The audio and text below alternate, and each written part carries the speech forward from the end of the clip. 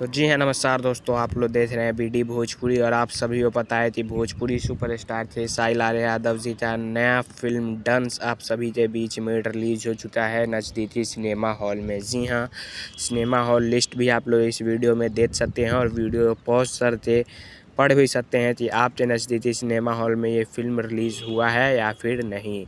देख सकते हैं आप लोग लिस्ट और इसे पॉज करके अपने नज़दीकी सिनेमा हॉल में जाइए, फिल्म तो देखिए। डंस फिल्म है, भोजपुरी में एक्शन के हिसाब से देखा जाए तो सबसे अलग और यूनिक फिल्म बनाया गया है इसे।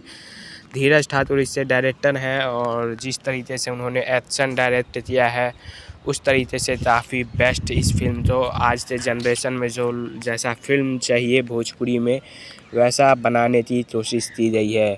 तो डंस तो आप लोग नज़दीकी सिनेमा हॉल में देखे। श्वेता सेन फिल्म की हीरोइन है और बहुत ही ज़बरदस्त है। 21 फरवरी से आप सभी ये नज़दीकी सिनेमा हॉल में ये फिल्म चल रही है।